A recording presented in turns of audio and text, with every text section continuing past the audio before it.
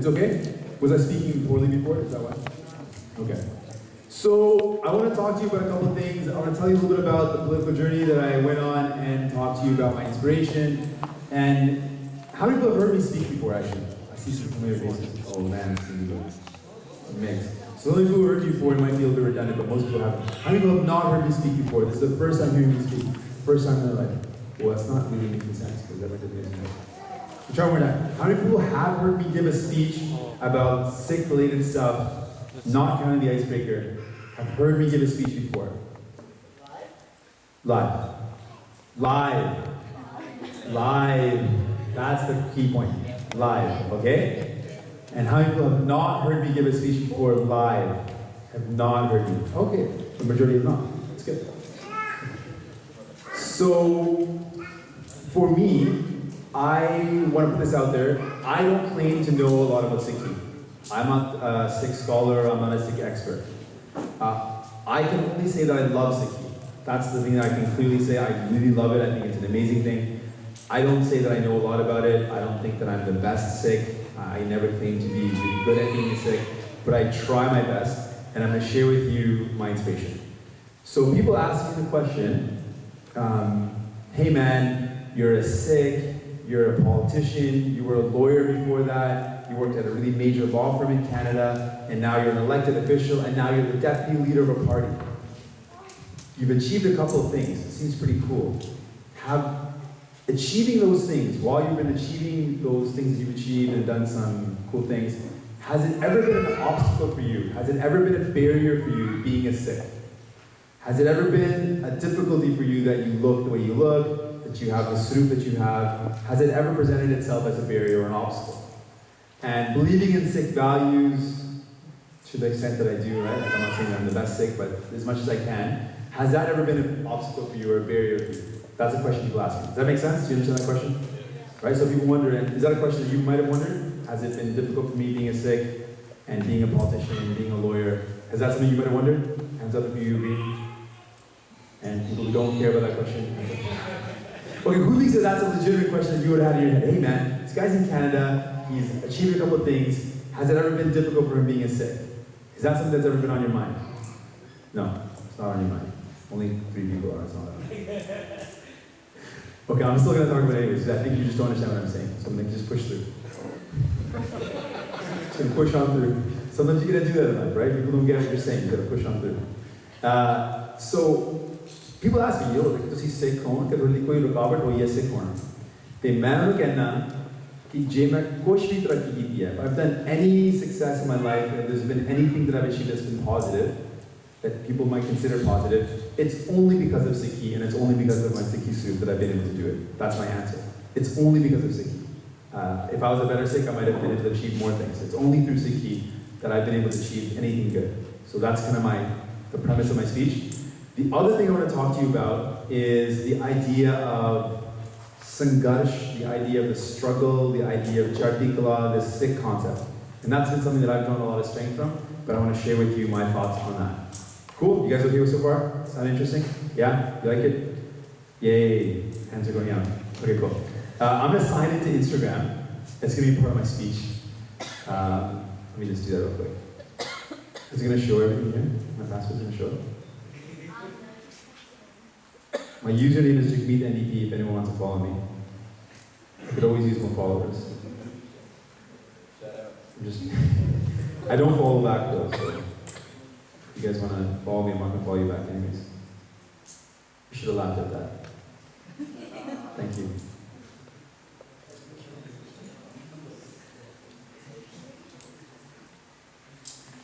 My fingers are too fat for this screen, and I can't type. Paisa wants to help me out. He's looking at me like, Paisa does not know how to type on the screen. I do know how to do it, Paisa. I will push through.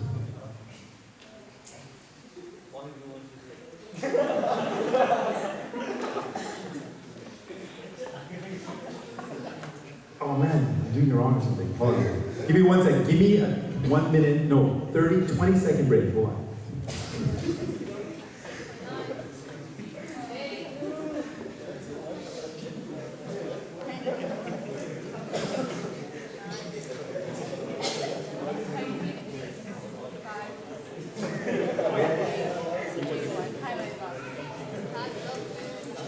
Okay,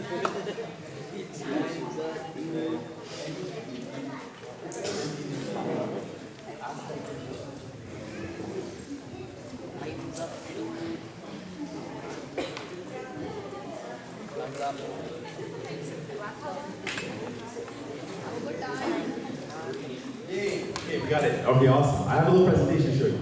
Okay, so guys, this is what happened. That's first. Just go to the top. Yeah, right there, sir. Perfect. All right, cool. Okay, so I got into politics. If you want to ask me some questions about how I got into it, you can ask me about that afterwards. So we decided to get into it, and we said, if we get into politics, let's do politics in a way that is like Sikh inspired. So what do you normally consider, like, what's a viewpoint of politics normally? What do people think about politics? Let's be honest. Normally people think about politicians in what type of light? Good or bad?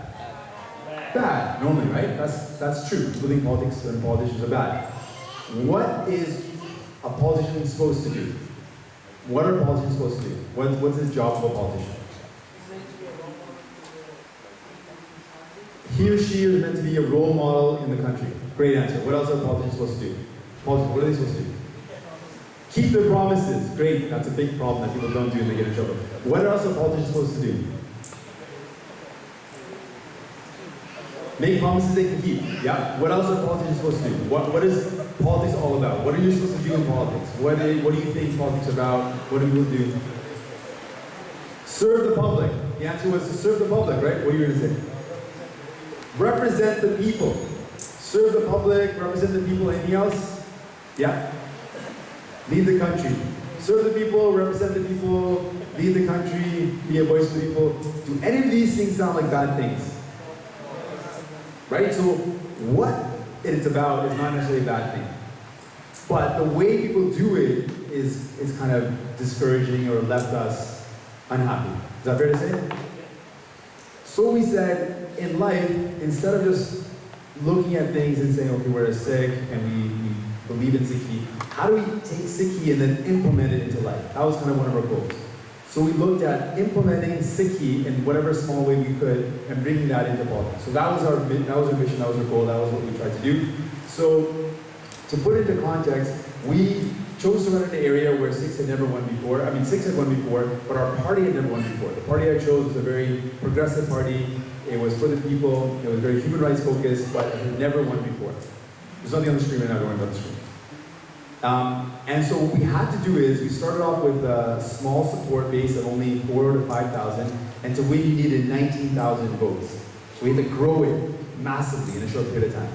And to do that, we had to come up with some innovative ways to do it. We used to get about 5% of the vote, and to win you need 34% of the vote. So it's a huge growth. So we said, instead of coming up with things that I have to come up with, strategies I have to come up with, we said, what can we do as Sikhs? How can we take Sikhi and implement that into politics? And so one of the first things in the Guru Granth Sahib, the starting point of Sikhi, what is the first thing written in our living Guru, in our guiding principle? The first thing, the first two characters that are in the Guru Granth Sahib, the first two things written in the Guru Granth Sahib, what are they? Say it louder. Everyone should say this together because everyone should know this. Ek Oankar, right? That literally summarizes all of Wani. All of Sikhi can be summarized by Ek Oankar. That is the starting point of everything. Ek Oankar is the light of Sikhi. That is the jodh of Sikhi. Ek Oankar. We can have an entire camp just on Ek Oankar and just meditate on that, think about that, reflect on Ek Oankar. Everything comes from that. Let's just break that down a bit. The Ek part of Ek Oankar is pretty easy, right? What does Ek mean? One. The Oankar part, and I'm not claiming that I have all the answers again, there's many different interpretations, I'm sure there's different ways of looking at it, but Oankar, what do we, on a simple level, think Oankar means? When you say Ek Oankar, people think it means God, starting point, right? You're going to say God too? But if we break down Oankar, it means a little bit more, I mean, it obviously means God, but it means a little bit more than that. What else does it mean? Has anyone else ever thought about Oankar and what else it means? Anyone? It's the starting point of Sikhi. Oankar. It could mean something more than just, I mean, it means God, but there's something more to it. What else does it mean? Has anyone read of any other interpretations? What's that? Creator. There is a creative element to it, the God part, right? What about the Oankar? The Oang and then the God. Oankar. What is it? What is it linked to? What do people, have you heard any other interpretations of it? Have you ever heard about the universal sound?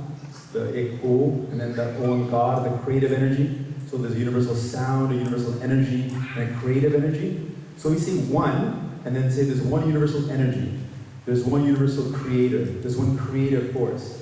What does that mean? I can say that, what does that mean? There's one universal energy. There's one creative force.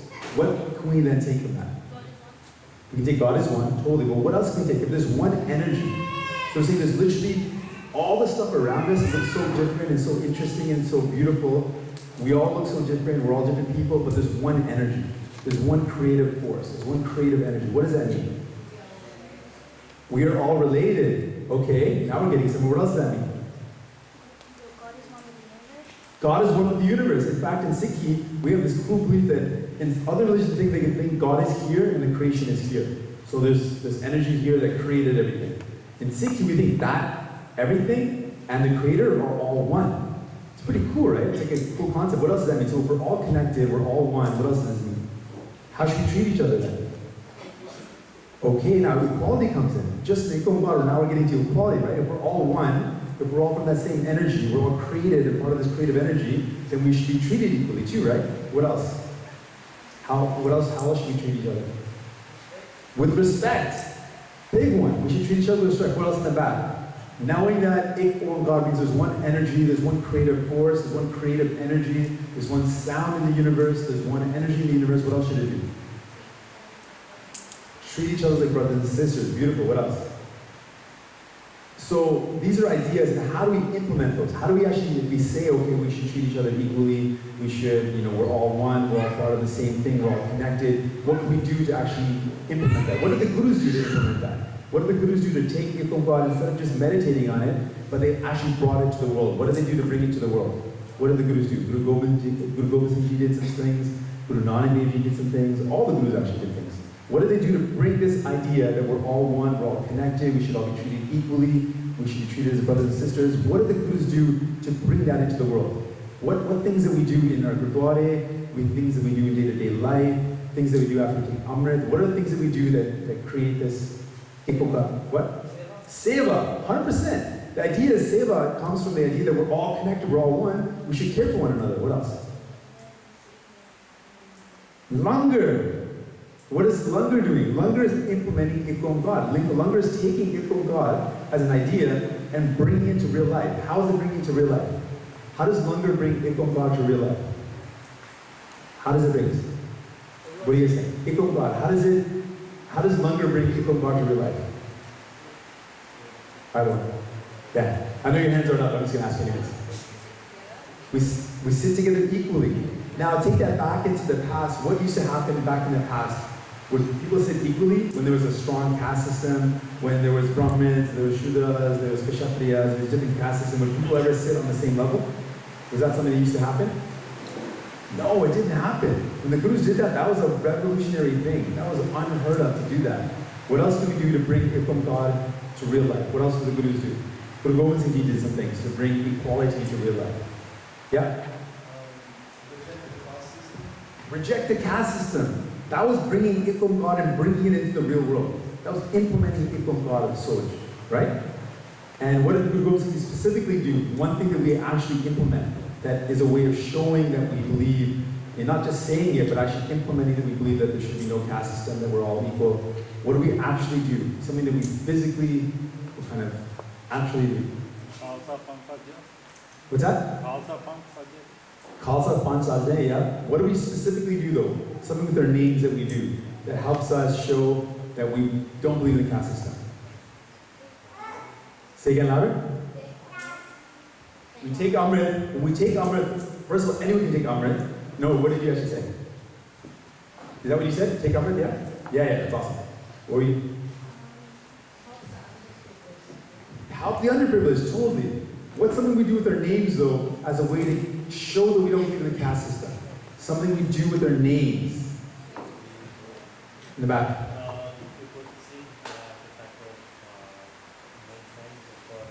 Sing and Gaur. We put sing and Gaur, right? That's implementing Sikhi. Awesome, you guys are the best. Thank you for figuring this out. So that's what we do to implement Sikhi. So similarly, we said, how do we implement Sikhi into politics? That's a picture of me, guys. I'm laughing really awkwardly with my mouth open. And I'm an MP, so that's good. Okay, I'll take it from there. Oh, yeah, let's slide it up. Yeah, totally.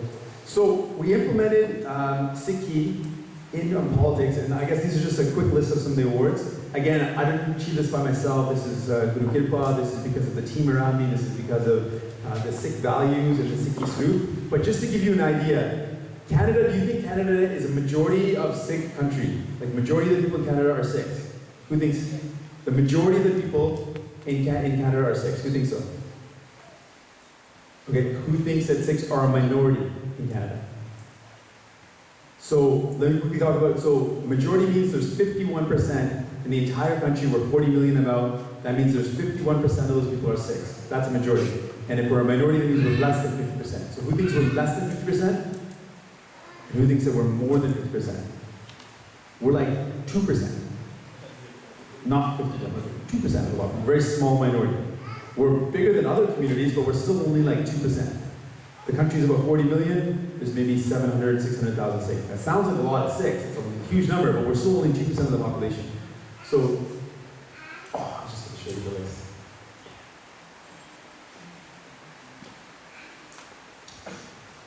So we'll come back to the list in a second.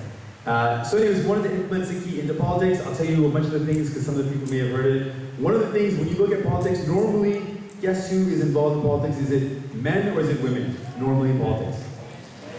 Men. And in terms of Sikhi, if there's only men involved in something, what do we believe as Sikhs that we should do? Do we think it should only be men, or do we think it should be different? What do we think?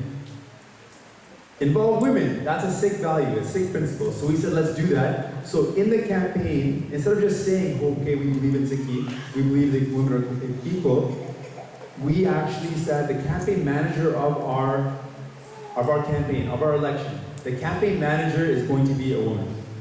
We're actually going to implement Ikom God. We're not going to just talk about it, we're going to bring it to life. We're going to say, we believe in equality, we need more women to be involved in the campaign. Instead of just saying, hey, women, get involved, we said, let's make a woman in a position of power, and if that happens, women will feel more encouraged to come out. It's implementing Ikom God. Not my idea. Meri aapne koi says to me, this is Guru's sif, this is Vaheguru's sif, this is Guru Granth Sahib's sif. This is the ideas that we're borrowing from Sikhi, not our own ideas. So we tried to bring women involved by having a female campaign manager. And what else? Normally in politics, who do you think are involved? Old people or young people? Old people, right? And in Sikhi, do we want it to be just about old people or do we want it to be more equal? Only old people. In Sikhi, we should want to involve more people, right? So what should we do then? If we see there's no young people involved, what should we do? What should we do? If we see there's only old people involved and we want to get young people involved, what should we do? What should we do?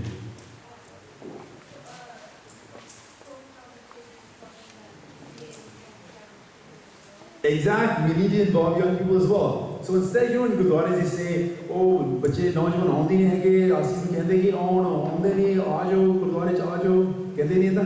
Gurdwara is like, oh, young people don't come, just come to the Gurdwara. That's not going to make anyone come if you just say, come to the Gurdwara, right? Come to the Gurdwara and get involved. Sure, I'll be there. That doesn't work that way.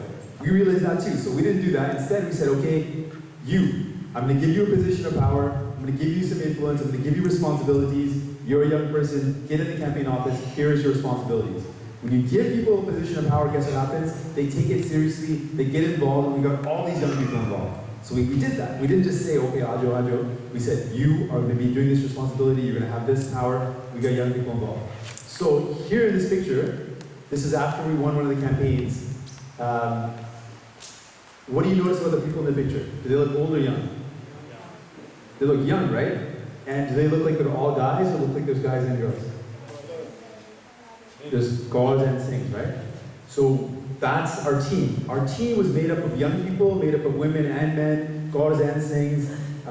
In fact, majority of our volunteers were young people. So again, you have to keep in mind, we only had about 5,000 people that voted for our party. We needed to get to 19,000 to win. We had 5%, we need to get to 34%. And I'll pause you there. I say, go back up 1 second. Back up.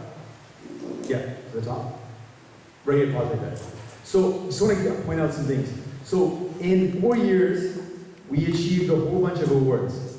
And our team, so Toronto Star is the biggest newspaper in Toronto, the major city.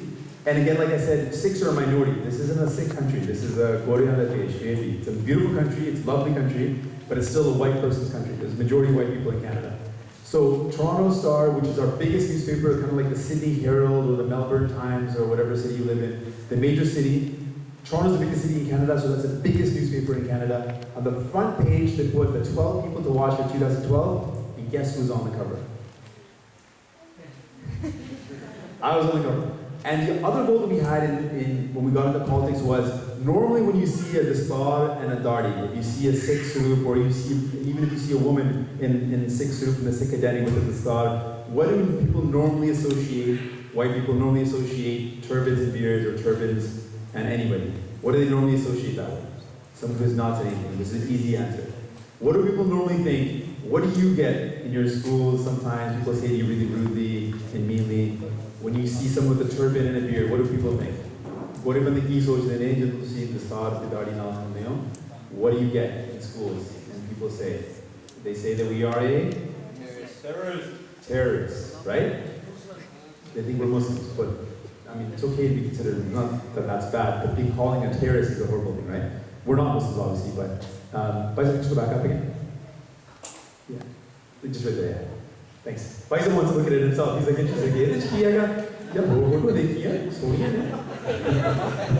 no, I'm just kidding.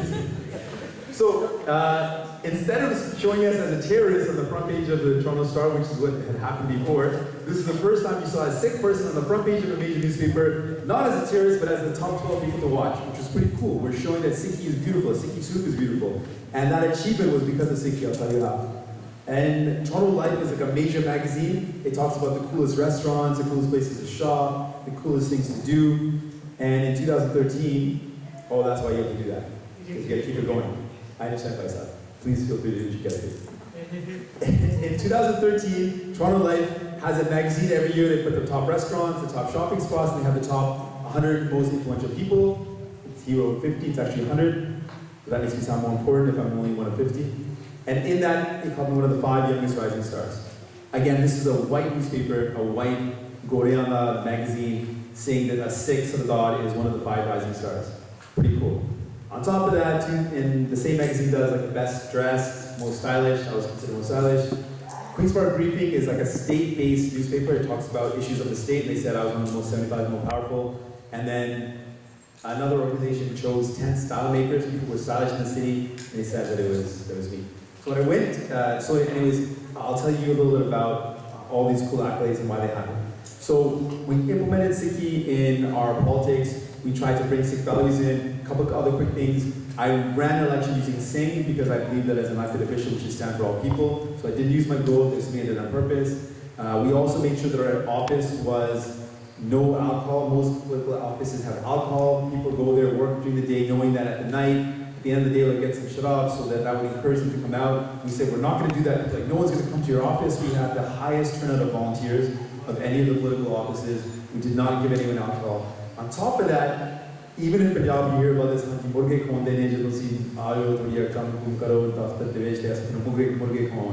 we had no meat in our office.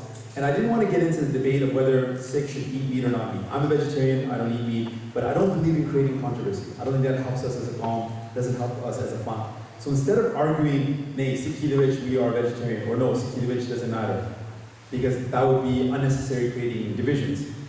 We as a team thought, how can we encourage the most amount of people to come to our campaign office? Using Iqamqar ideas of equality, making people feel welcome, we said, do you agree that Sikhs like to create spaces where everyone feels welcome? That we have a history of Gurdwara with 4 doors so that people can come from every direction. That our places of prayer, our societies, our organizations are welcoming. In that concept, a Sikh space should be welcoming to all people. So a Hindu Vaishnu, like a Hindu person who's vegetarian should be able to come. A Muslim who eats halal food should be able to come. A Jewish person who eats kosher food should be able to come. For all those people, vegetarian food is welcoming to everybody. So we made sure our office was vegetarian. alcohol-free, welcoming to women, welcoming to youth. We made sure that we had a Singh name so that we stood for all people. And in 30 days, we were able to achieve a phenomenal result. I'll tell you one quick story and then we'll move to the next slide. What one, right? Yeah, it's going to be right after this slide, so pause right there. So, I went to this politician before I was right when I was running right in the beginning, because some of my supporters said, let's go to this senior Sikh politician and ask him for advice.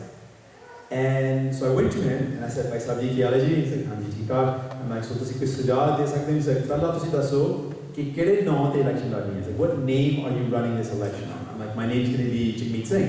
He's like, nahi, nahi, nahi chalna. I'm like, okay, sujav dasso. He's like, pehla ta ever knows you as your last name, because you're a well-known lawyer, you should use your last name. I go, no, I don't want to use it because I want to stand for all people. I think it's a cool Sikhi value, so I don't want to use it. He's like, no, I think you should. Okay, aur koi sujav. He's like, Jagmeet, na tu Jagmeet na rakhna. I go, haan ji, mera naam hai. He's like, nahi, Jagmeet vadiya nahi hai. I'm like, kyun nahi? He's like, tusi idna karo, Jag rakho. Jag cool hai. Jag vadiya naam hai, cool naam hai. Jag rakho. Na gore nu theek rakho, Jag. Cool hi lagta, right? I'm like, okay, aur koi sujav? He's like, Bhai Sahab, thodi daadi khulli hai. I'm like, thanks for noticing. Haan ji, khulli hegi hai ji. He's like, ऐसा नहीं चलना, गोरिया ने पसंद नहीं लगना, जड़ी खुली दाढ़ी बढ़िया नहीं लगता, थोड़ी बन के रखो ना, गोरिया ने ठीक लगूगा. In our area, we had about 30% of the area was Sikh, Punjabi, and the 70% was mixed with people. So he's like, नहीं, वोट डालने ये तुम दाढ़ी बनना चाहिए, गोरिया ने चंगा लगना. Okay, thank you, Bhai Sahab. And then he said, the star only gold hai. Again, thank you for noticing. It is gold, Hanji. He's like, ये भी नहीं बढ़िया लगता, गोरिया नु ज़्यादा नौ गोली पाक बढ़िया लगती है. I'm like, भाई साहब नु कितना style है जितना इतना पता है ना, why is he thinking knows so much about this? ता like, okay, ठीक है. He's like, हाँ तो सी नौ गोली बननो, दाढ़ी बननो, ते अपना नाम जैक रखो, ते सिंह नाम रखो. I'm like, okay, ठीक है. और कोई सुझाव? His last सुझाव was, इतना का ना तो सी जुत्ती इतना नहीं बनती, सी sneakers पाओ. I said, ठीक है भाई, क्यों? It's like sneakers में तुसी दौड़ जा सकते हैं, नाम कर सकते हैं, जुतियाँ पाके दौड़ सकते हैं किधर. I'm like, okay, maybe that's a good point. Maybe I'm not sure about that, but maybe. And then at the end of it, I said, Bhai Sahab, this is my response to him, to his all the suggestions. I said, thank you for your advice. बहुत धन्यवाद तुसी अपना सुझाव दिया. पर मेरी दस्तार गोल होगी, दाढ़ी खुली होगी, नाम मेरा जगमीत सिंह होगा, जे किसी ने वोटा पाउनिया, उन्हें मर्जी जे ना सी. And that was my thing, because I believed in being unequivocal about who I was, being authentic about who I was, and using my inspiration for Sikhi as my motivation. So I didn't want to compromise these things. And then the next slide. Contrary to what he said, Toronto Life will be on the cover of their magazine as Toronto Stylish with my kuli dadi and my gold bag and microphone on the outside. So this was a major newspaper. It was available in all of like the dairies, involved all of like the major stores. All my friends were calling up and being like, yo man, you're on the front page of a newspaper or an article, a magazine. I'm like, I know, that's pretty cool. And anyway, so that's just showing you, again, it's not my sip, this is not my soup. I didn't come up with this soup. I didn't come up with the kuli dadi or the gatra or the dastar. This is Maharajji soup, this is the Guru soup, this is Sikhandi soup. So again, it's not my sip. If this is considered cool, it's because Sikhi is cool, not because I'm cool. And next slide. This is the style maker thing that I mentioned. I was considered a style maker, so this was the shot. And if you slide up the more by side. This was a shopping mall, and this was in the mall for a year. A big, huge life-size, larger than life-size picture of a person with a gatra on the outside, kuli dadi, gold bag, in a mainstream shopping mall as a style icon. And these style icons were chosen as people who were, it says on the bottom, it says, social advocate, trailblazer, style maker. So the idea was people who were stylish but also doing something meaningful in the community. So that was in answer to the senior Sikh politician who said they wouldn't like the gold bag or the kuli dadi. And the Jagmeet Singh name. Next one, please. So the other thing, that's good, pause right there. So this is in Parliament, this is a picture of me in Parliament. And if you notice, how many rows do you see of people? There's actually 4, but you can see 3 very clearly, and there's a little bit of a hint of a 4th row. So there's 4 rows. And where do you think the most senior members of the party, the leaders of the party, where do you think they sit? That would be cool because I'm in the front. But no, the first row. You're right. First row is where all the leaders sit. In fact, this lady here is the leader of the party. This lady here, that's the leader of the party. So I used to sit here when I first got elected. Second row, pretty good position, but not in the front row.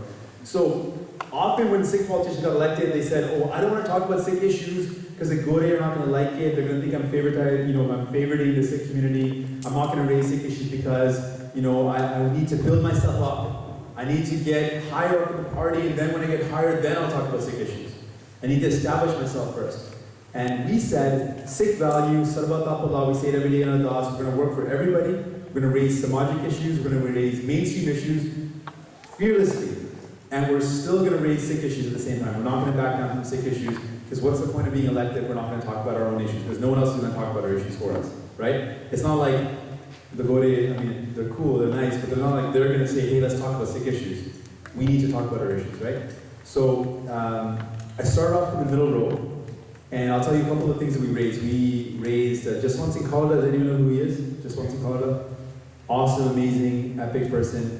One of my role models when I was growing up, someone who found out about human rights violations going on in Punjab. The Punjab police were killing people for no reason. We're killing Sikh brothers and sisters, mostly brothers, picking them up, killing them, and people were disappearing all around. And Just Once in Canada then said, I'm going to find out what's going on, investigated and found out that the police were burning and cremating bodies without registering, and found out a whole number of people that were being disappeared this way, had evidence of this.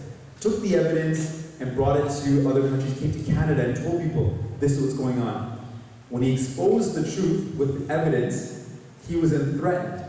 So the same people that have been killing people, the Indian state, the Punjab police that were killing Sikhs for no reason, innocent Sikhs were being killed, Just Once in Canada raised this awareness about it. Those same people then threatened him. They sent him a tamki. They said, if you think we're disappearing all these people, what makes you think we can't make you disappear too? A direct threat to his life. And now, I think I'm a brave guy, but if someone directly threatens me who I know can carry out the threat, probably going to be scared. Just Once in Canada wasn't known as some sort of famous person. He wasn't known as a leader in the Qom. He was just an everyday guy. He was a banker. He used to work in a bank. And he was a part of the committee that was looking at this issue and said, I'm going to take this issue up. Knowing that he was going to be killed, guess what he did? Did he stay in Canada? He was offered citizenship. He was offered status right away by the government. We know this. People in the government still told us that we were offering him status. We knew that he was going to be at a threat to his life, so we gave him refugee status. Do you think he took that refugee status? He didn't. He said, I can't take this, I have to go back to Punjab, I have to expose more of the truth, there's more areas, there's more jile or more districts where this has gone on, I need to expose more of the truth. He went back to Punjab and he was tortured and killed and disappeared, and now there's been more evidence about how badly that happened. So I wanted him to be recognized as a human rights defender in a national sense in our country. So I put forward a motion, me and my team, put forward a motion saying, Just Once in Canada should be recognized as a human rights defender in Canada, and if we talk about human rights, we should use him as an example, which is really, to me, a lifelong achievement to give someone that deserves that credit, and as a Sikh example, to show that as a Sikh example. And so that was passed unanimously in our party, and he became known as a human rights defender, and now it's forever in our constitution of our party as a human rights defender, and that if we talk about human rights, we use him as an example. We passed something called a Sikh Heritage Month. Sikhs are not recognized as Sikhs, as a unique religion. Guess where we come from? In the land of Punjab, do you think we have the right to be recognized as Sikhs? You would think so, right? Who thinks that we should be recognized as Sikhs where we come from in Punjab? Who thinks we're actually recognized as a unique religion, a unique Qom in Punjab? Who thinks that we're still not recognized as a unique Dharam in Punjab or in India? You're right. We're not recognized as a unique, and we're not saying that any religion is good or bad. Every religion should exist. Sikhi believes, in fact, Sikhis defended the right of other religions, right? That's the unique thing of Sikhi. But we still demand that we should be recognized as a unique Qom, that we are a unique Dharam. We shouldn't be considered as a part of someone else. We are our own people, right? We're a Jawab Qom. We don't have that right, so we passed Sikh Heritage Month, which is the first bill of its kind in the world, which acknowledges that Sikh Qom is a unique, distinct Dharam, and that the month of April, forever in our state, which is called Ontario, the month of April is recognized as Sikh Heritage Month, a month where we celebrate Sikh heritage. And so we have major museums in the CBD of our city that the entire museum for the entire month celebrates Sikh heritage with music, Sikh music like rags, with art, Sikh inspired art, with presentations, with seminars, with education, all celebrating Sikh heritage, who we are, what we are, for an entire month in major cities across the province. In major city halls, every city hall holds an event in almost every city in our state, and we have that major museum that hosts an entire event. For me, that was a major achievement, and that was something that we were able to pass. We talked about genocide. Our party recognized 1984 as a genocide. It was an attack against Sikhs. It wasn't a Hindu-Sikh conflict. It was an attack by the government against the Sikh people, and the government tried to distract us by calling it a Hindu-Sikh conflict. It's not. It's never been a Hindu-Sikh fight. It's always been the government trying to subdue and oppress us because we stand up for freedom and justice. So we talked about that. I got my visa denied. Has anyone heard about that? So I'm no longer allowed to go to Punjab because I talked about these issues. I raised issues about the women, the treatment of women in Punjab and in India, how the military and the police systemically oppress and rape and hurt women on purpose. That's their policy. I talked about the treatment of Muslims and Dalits and Christians, and for that, the government has denied my visa. On top of that, I talked about mainstream issues. Gore in Canada know me as the insurance guy. When I walk through the streets, they come up to me like, yo man, you're that guy that took on the insurance companies. No one's done that before. Insurance companies are so powerful, they're such huge lobbyists. How did you take them on? Well, my Sikh value is we're fearless. We stand up to issues. My ancestors have done much greater deeds than this. This is nothing compared to what they've done. Our Sikh spirit is we'll take on issues, we'll not back down, we'll fight for what's right. And we took on these major insurance companies, which are multi-billion-dollar corporations, which in response lobbied against me, campaigned against me, set up all sorts of attack ads against me, but I didn't back down because this is a Sikh way to do things. So mainstream people love me for standing up to insurance companies. The immigrant communities were being harassed by police, so I took on the police communities and said that their practice were racist. The black community, the other Latino American communities now give me an award as a human rights defender because I stood up to the racist policies of the police. Because as a Sikh, again, we stand up for issues. Even though it's kind of scary to go against the police, I did it as a Sikh because we stand up to injustice. And guess what? Doing all these things, raising Sikh issues, do you think I got promoted or do you think I got demoted? So next slide, please. Now where do I sit? I'm in the front row. Your boy's in the front row right now. I'm right beside the leader, deputy leader, and talking about Sikh issues, never backing down from human rights.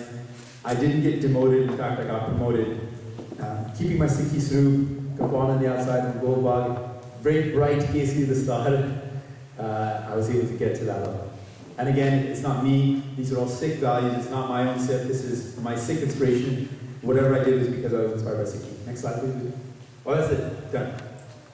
Last slide, good. So, throughout it all, I want to tell you a couple of quick things. That's it. Oh yeah, there's one. Oh yeah, there's another one too, actually. Can you slide over to the one after this one? Oh yeah, there's a couple of them. Okay, go back. Anyways, these are just quick, I don't know, whatever, just to show you. So this is again a newspaper, that's actually me reading it. I thought it would be a cool Instagram post. So they chose stylish people after we'd kind of broken through and got all those awards. Now this is a couple months ago, they did a style thing, and 3 of the 5 people chosen as stylish are all Sardars.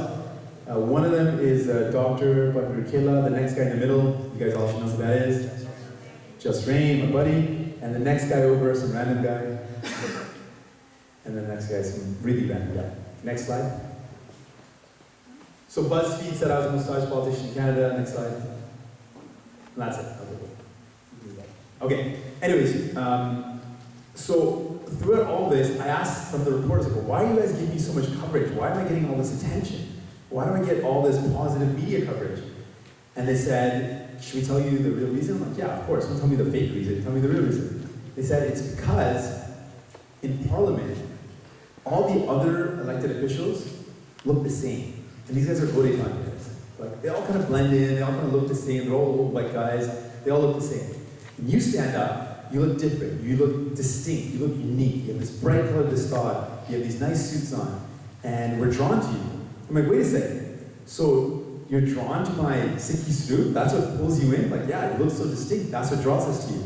And then you have to say really cool things, really meaningful things, very principled things, all again which were inspired by Sikhi.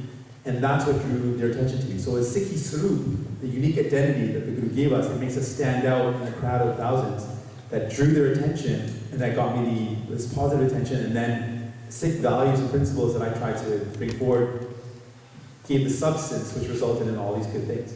So again, it's Sikhi Sarup that got me to where I was. And throughout it all, I had this thing growing up. I know, have you ever faced racism? People have faced racism. Have you ever been called names? And how does it make you feel when you're called names and you're faced with racism? How does it make you feel? Sad? What else? How does it make you feel when you're called names, when you're called terrorist, when you're called Osama? Makes you feel angry? Understand what else does it make you feel? What else does it make you feel? Huh? Depressed? Totally makes you feel depressed, man. You get sad, you get depressed. What else do you feel? When you get called names, how do you guys feel? How do you feel?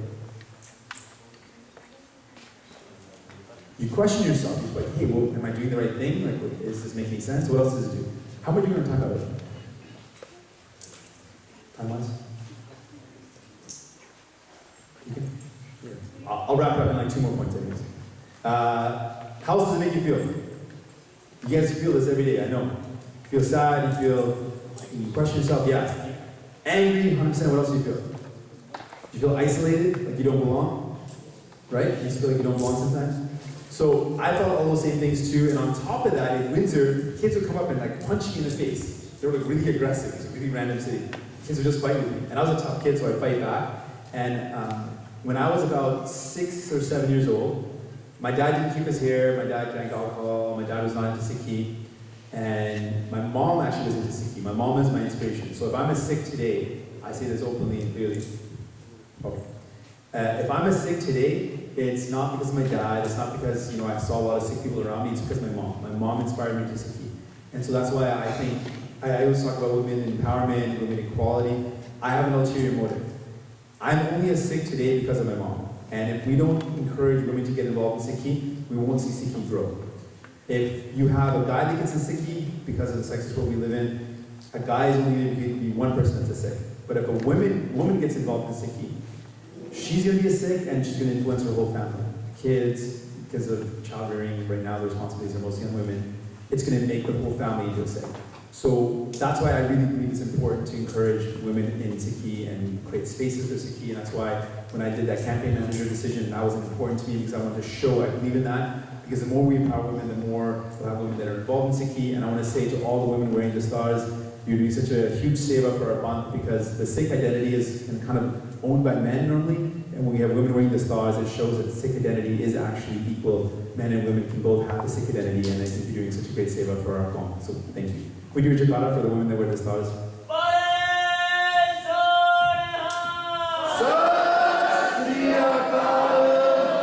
Because I get asked so many times, people say, oh, so it's only guys that wear the stars, right? I'm like, no, guys and girls can wear it. Some guys don't, some guys do, some girls don't, some girls do. But it's equal, right? It's important to say that it's equal. And it doesn't mean that everyone has to do it. I'm not saying that if you don't wear the star, that's in some way bad. But it just shows that we have that equality, and it's something that when women wear the star, it shows that they actually can present it. Instead of just saying it, right? So that's important. So the last couple points I want to talk about were the resistance, the spirit of resilience. So you think there's been a time when you think there's been times in Sikhi where we were up against the odds, where times were against us, where things were difficult for us? Think that happened for Sikhs? Yeah? Wait.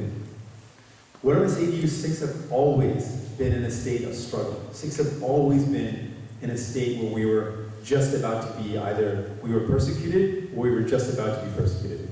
If you look through our history, that's happened. Guess how many, do you think any of the gurus have been in prison? Yes. Many of the gurus were in prison. Guru Nanak Dev Ji was in prison, Guru Har Gobind was in prison, Guru Tegh Bahadur, Guru Arjan Dev Ji, and many of the gurus were shaheed. We have always existed in a state of struggle. Sikhs have struggled, that's our spirit. So one of the shabads that I draw a lot of inspiration from, it's from Guru Gobind Singh Ji. We talk about Dev Shiva Baramoyan. Everyone knows that shabad? Super famous shabad, yeah? You guys know it? I expect everyone should know the So at the last line of the Shabad, I always was confused by the line. It says, Atahirana man tab juj, right? And I always found that Shabad kind of confusing as a kid. I was like, that doesn't make sense to me. Not that I questioned the Guru in any way, I just kind of was questioning life. Like, why did the Guru say Atahirana man tab juj? First, let's explain it. So Atahirana means, Ran means battle, Atahirana in the last battle, Atahirana man tab. Juj Mano means, in the last battle, may I die in the struggle. Right? Juj ke Mano, may I die struggling. And I always thought that, we always do Fateh, we talk about victory, Fateh is victory, we say Fatehs to each other all the time. That wouldn't it make more sense if it was written Atahira Namanta but Jit ke Mano? Wouldn't that make more sense? I always thought. But then I realized, for Sikhs, our victory isn't in winning and losing. We can't control winning or losing. That's not in our hands. That's in Maharaj, that's in Vaigu's hands. What we can control is if we struggle or not. Sikhs have always struggled. That's our spirit. That's our avastha. We find our fateh in struggling. So juj ke asi jitte hain. Our jithad is not in winning and losing. Our fateh is in jujna. And that's what our Sikhs have shown us throughout history. All the gurus have jujed. They may have not changed this caste system, they may have not ended the oppression of women, but they struggled against it. That's the Sikh spirit. We struggle against the odds. So when I faced racism as a kid, my mom asked me when I was like 6 years old, 7 years old, do you want to keep your hair? I said, yeah. She was so surprised. My dad didn't keep his hair. She's like, really confused why I said yes. I did. The next day, kids started picking on me. And I came home from school and I fought back and I was tough. And I said, okay, Mom, do you have any books on Sikhi? She's like, yeah, of course, right? What do you want to read? And I just started reading. So I was a Ladakh kid, but I was also like a Pradakku kid. So I like to read a lot. So I cracked open some books, read about Sikhi, and I said, the kids are going to pick on me for this. What does Sikhi stand for?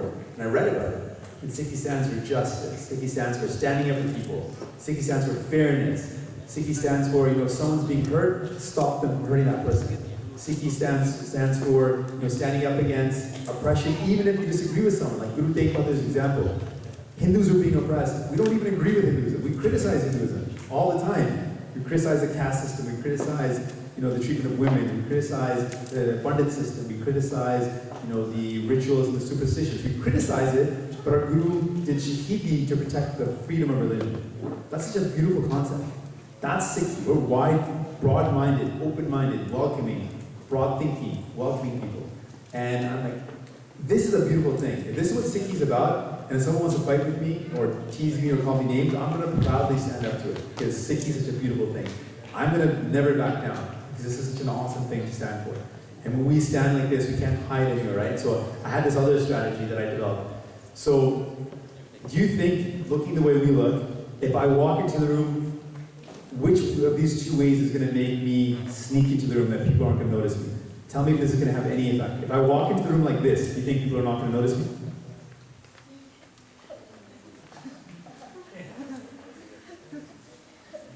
Or if I walk into the room like this, do you think it's going to have any difference on whether they notice me or not?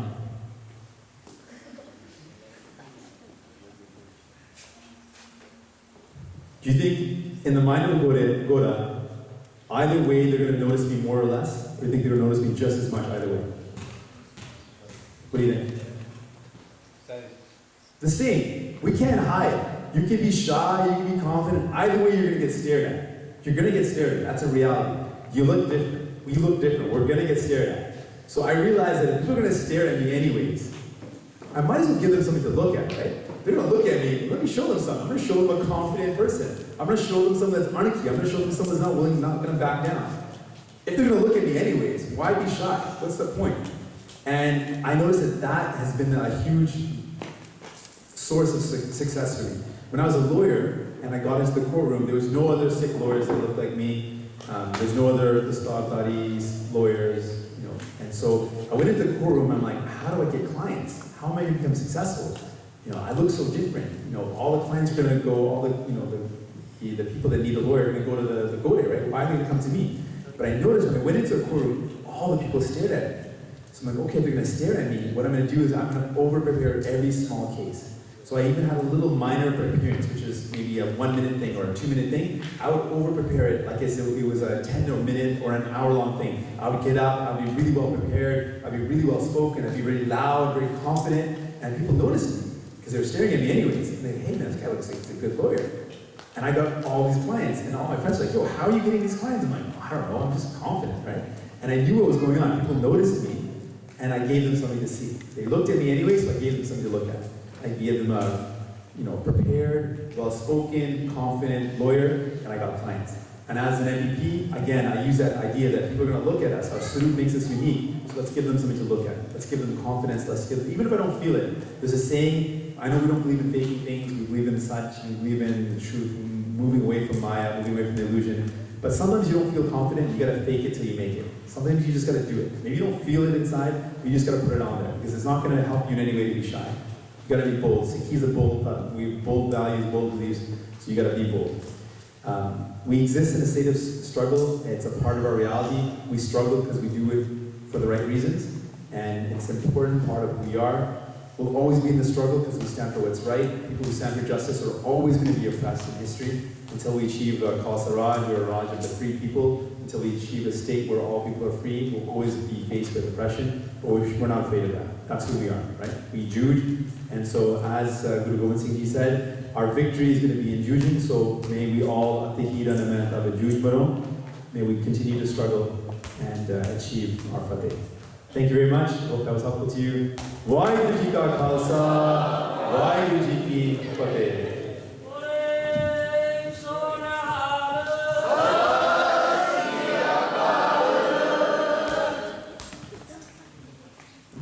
Any questions?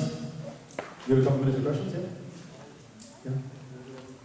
Any questions about Sikh inspiration, about politics, about being a lawyer, about being Sikh issues, visa denial, human rights, anything you're interested in? Yeah?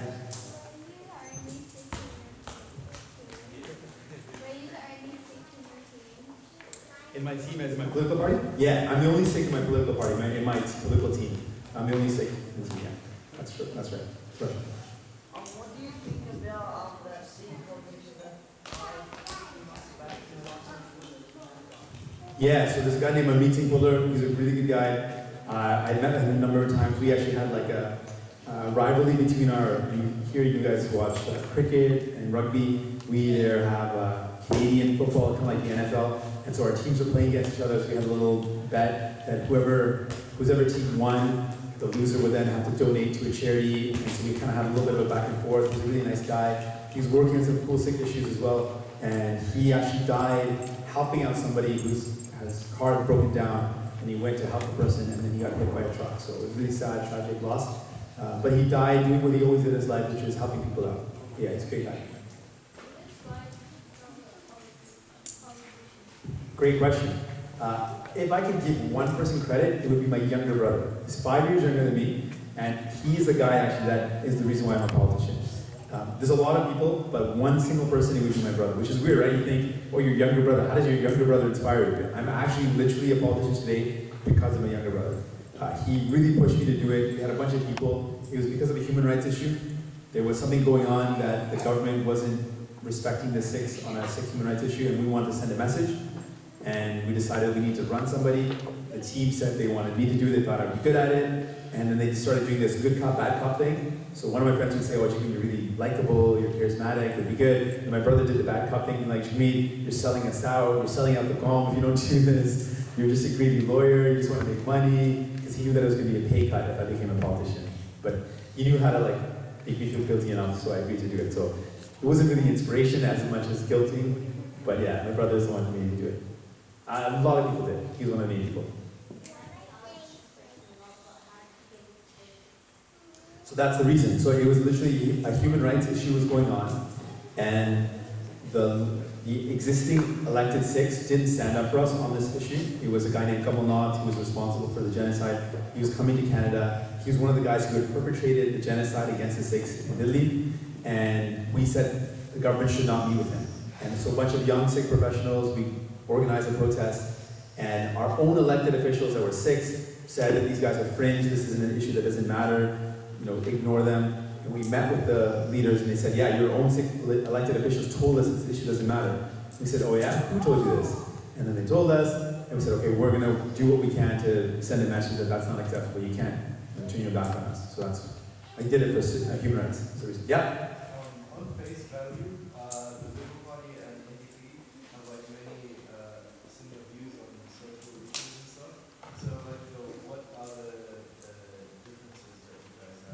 On which Most issues you guys are. which of the parties? I missed the parties. Liberal Party and the NDP. The Liberal in Canada? Oh, okay. So the Liberal is still a right-wing party. They are pro big business, pro corporations. They're not pro human rights. They sometimes say things that are, but because they're a mainstream party and they're a larger party, they effectively don't do a lot of human rights things. 3 years ago, the leader of the Liberals said that we would never support, it's on record, the leader of the party said they would never support the Sikh genocide issue, ever. And so that was my number one reason that I said I would never join the party that said they would not stand up for Sikh genocide. So that's, and the party that I chose, I don't really care about parties really. I just care about human rights and Sikh issues and everyday issues, like people that are struggling need the help, not the people that are rich, I think. And so I chose a party that was most consistent with that. But on the surface of it, it does look like they're similar, but when you actually go in, they're not actually similar. Okay. But again, who cares? Parties or whatever, choose anybody you want. Yes, Ben.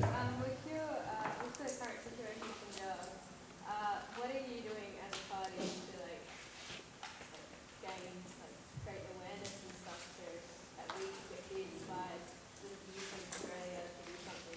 Okay, great question. Well, our party's not doing anything, it's not really a party issue, but we're doing some stuff. Yeah. So I'll tell you about it. We're actually, so there's a Sarbat Khalsa issue, and I'll tell you a little bit about it. It's kind of an interesting thing.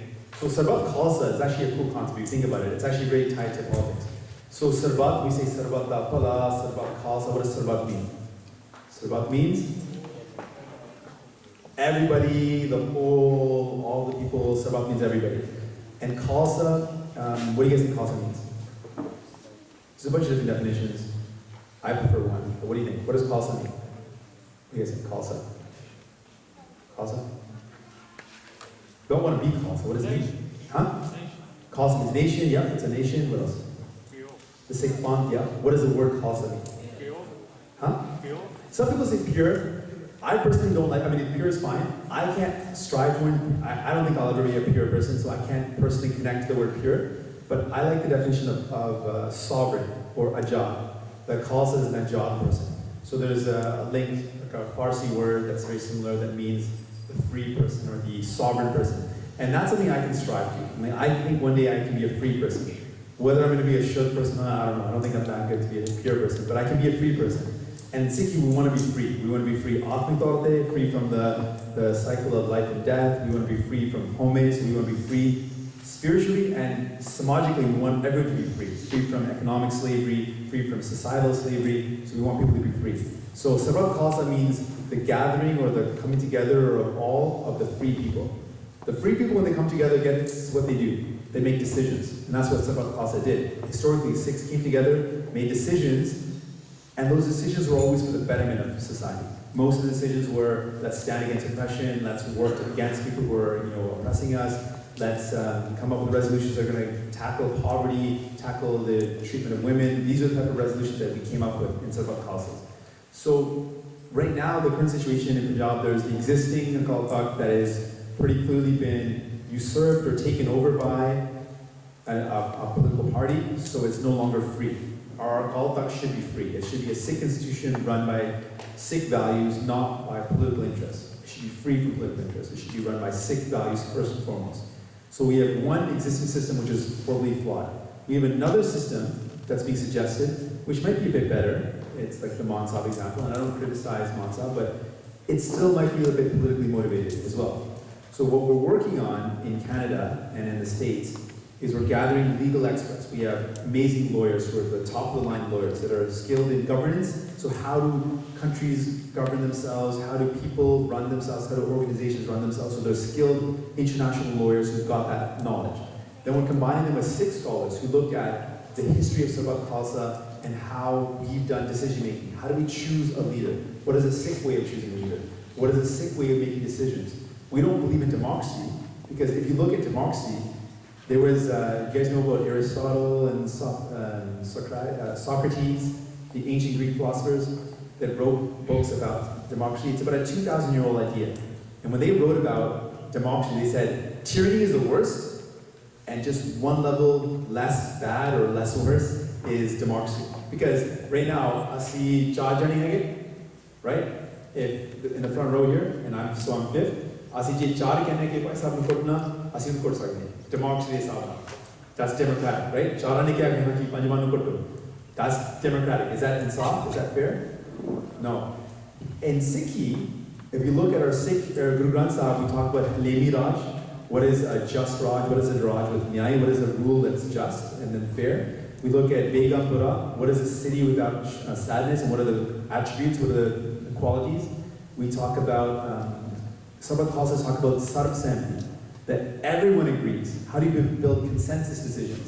So we're thinking about, we're trying to work together and come up with a Sikh principle-based politics, combined with legal experts, and presenting a third option of how we can run the have a ministry of communication, a government relations ministry, have a ministry that does education, communication, and organize it in a way that we select our leaders in a fair manner, involving all of the diasporic Sikhs, which we know are free, Sikhs outside of Punjab, and we're working on that. So I'm kind of like I'm not that big in it, I'm just kind of like a spokesperson, I'm supporting this initiative, but there's a huge team of people that are amazing, amazing people that are working on this, so you'll hear more about it coming up, but that's what we're doing. Yeah. There's a couple of cool ideas. So finance, if you think about it, there's 6 in Punjab, there's about 20 million. But outside of Punjab, we're almost 2 million Sikhs. If you count up all the Sikhs around the world, if you look at Canada, UK, you look at the States, Australia, New Zealand, Italy has a lot of Sikhs, Spain has a lot of Sikhs, Sweden. If you combine all the Sikhs around the world, close to 2 million. New Zealand is a country, top 10 economy in the world, they have 4.5 million people. They're a top 10 world economy. We have 2 million Sikhs that live outside of Punjab. We can pool ourselves together and create something very powerful. One other thing, ideally, we want to free the Akal Takht in Punjab. That should be our goal, because that's historically important to us. That's the goal. That's the #1 goal. But there's precedence. You know this the Vatican City? Have you heard of the Vatican City? The Catholic center, where the Catholics organize everything, it's in a city called Vatican. Vatican is considered a city-state. It's its own country, but it's just the size of a city. At one point in time, the Italian government was interfering too much with the Vatican. So the Vatican said, we can't do what we want to do. We can't operate in freedom. So they went in exile. So the Vatican opened up in France. They left Italy because they could not operate in freedom, and they operated in France until they could free the Vatican in Italy. Just an idea, it's not the solution, but I'm thinking these are ideas that we can look at. This is a historic example, this happened. The Vatican is a massive, huge organization, one of the largest religions in the world, and they've done that. So maybe we have to look at that as an option. If we can't be free in Punjab, maybe we need a Akal Takht in exile until we can make the Akal Takht free. Just ideas. Again, we should always be open to discuss ideas and not be afraid of them. Maybe it's the solution, maybe it's not, but these are just ideas. Anyways, these are some of the things. More questions? While being in politics, what tough challenges have you faced? Great question. We'll end it at that question. So being in politics, what tough decisions or challenges have I faced? So the question that comes up a lot is, sometimes you do things to get reelected, and sometimes you do things for your principle. And so that question has come up a lot. Do I do things that are my principle, or do I do things to get reelected?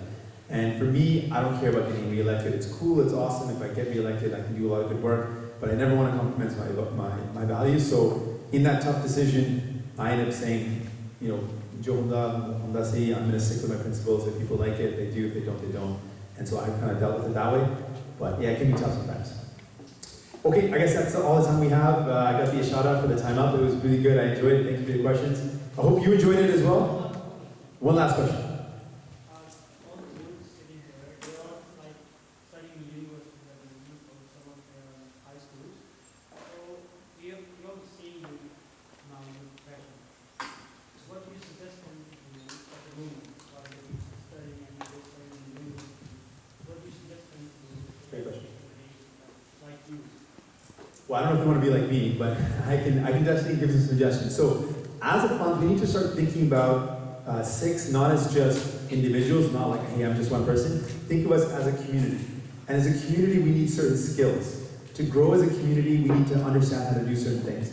So we need to understand how to work in the media. We need to understand the media, how do we present ourselves in the media, how do we get a message out there, because we live in a society where people are going to look at us. If we had our own expertise in media relations, that would help us. So we should be, if you're interested in the media, pursue that as an education, because we need that as a fund.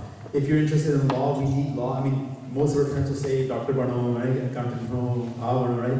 Which is good too, but if you have interest in other things, we need people who have these skills. We need people that work in government. So if you're interested in working in whatever government it is, state level, national level, even council level, we need to know how governments are run. So we have that knowledge so we can run ourselves. So if we need to ever run a country, if we ever need to run a thought, we need to know how people do it. So get involved in the bureaucratic side of things.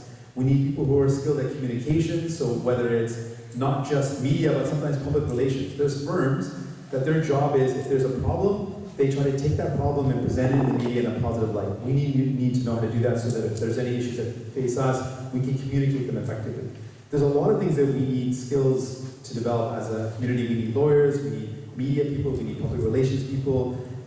Pursue them if you're interested in them. Obviously, we need scientists, we need doctors, we need everything. But don't be afraid of pursuing these other areas which are important for us, because that'll help us develop. Also, be open-minded. You're going to have a lot of experiences in university. Be open to different things. You may have thought my whole life I wanted to be a computer science guy, but maybe that's not for you, and you come up with another opportunity, and it seems like it's going to be good. Be open to it. I feel like I started off in sciences. I was a biology major. I did some minor in sociology, then I went into computer science. I did a computer science degree, and then randomly from computer science, I took philosophy, and I went to law school. And law school is the reason why now I became a lawyer and then a politician. So I was open to different things. I didn't stick, I'm only going to be science. Science was great. It helped me out a lot. To this day, I use my science degree all the time. But it's important to be open-minded, and I chose different routes, and I ended up in a really good position. So it's important to take all the opportunities that come your way, try things out, be involved, and I don't know if that's a good answer, but that's some of my ideas. Cheka? Okay, thank you so much again. Let's do a fateh. If you liked what I have to say, give me a loud fateh. Waheguru Ji Ka Khalsa, Waheguru Ji Ki Fateh.